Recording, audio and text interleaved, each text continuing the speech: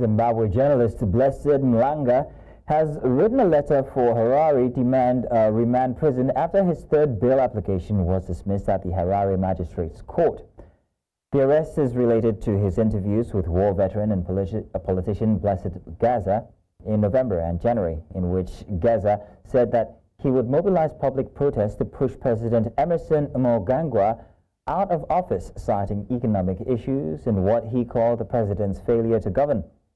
Geza was then expelled from the ZANU PF party for what the party described as violating regulations in public comments about the president. Blessed Mhlanga has spent 41 days in pretrial detention. He'll be back in court on the 22nd of April for a possible trial date. Now to discuss this, we are joined by Zimbabwean journalist Nigel Nyamutumbu. Nigel, you're welcome. Thank you very much for joining us. Thanks for having me. Great. So, Nigel, what are the key messages expressed in Blessed's letter, please, if you can tell us, and how did it resonate with you personally? Well, Blessed basically, in his letter this time around, was expressing deep concern.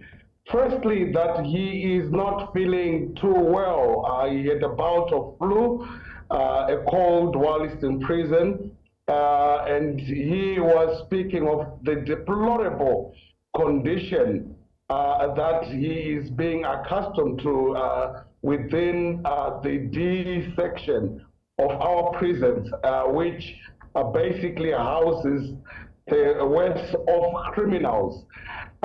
He obviously now feeling the pinch of prison, having been a lot stronger when I went to visit him and when we have been interacting during his court sessions. But now you have a sense that he is feeling the pain of him having to endure, detention for a crime he basically did not commit. So even in the letter, he says he remains adamant that he is not HSTV. That's number one. He did not say the remarks that found him in prison on account of them inciting public violence.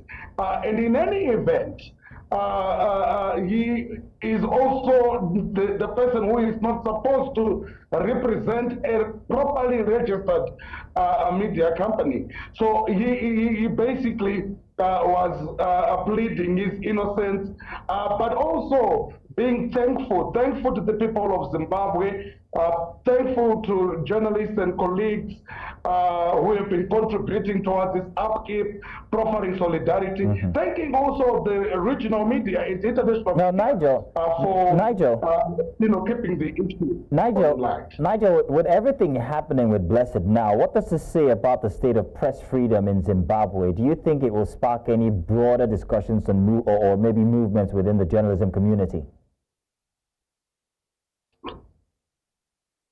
From our standpoint, as the Media Alliance of Zimbabwe, we view the pre-trial detention of Blessed Mhlanga as something that is deplorable, as an affront to a free press, an affront to the constitutionally guaranteed right to free expression, to access to information, as well as even to protection of our sources, something that is also guaranteed within the Constitution. And we do believe that it represents a declining or a rather a worrying, shrinking space for the exercise of media freedom. And from our standpoint, we believe that Mhlanga is a political prisoner, and therefore we certainly been engaged with the various state actors. We've since been meeting with the police or around the police mediation plan. We've been engaging with the ministry around the need to create and promote a conducive working environment for the media. Well, Nigel, so since his letter, that's Blessed's letter, has there been any statement or communication from the authorities in relation to this letter? How receptive do you think the government is toward his concerns?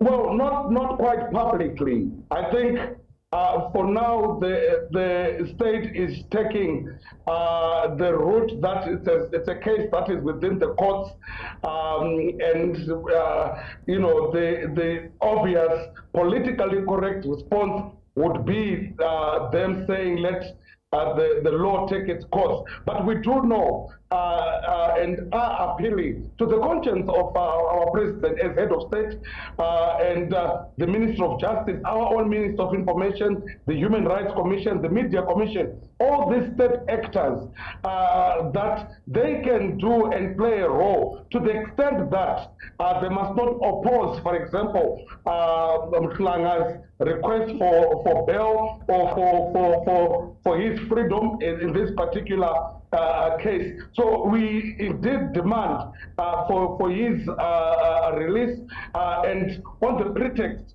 of our engagement with government, which have been ongoing for quite some time now. Okay.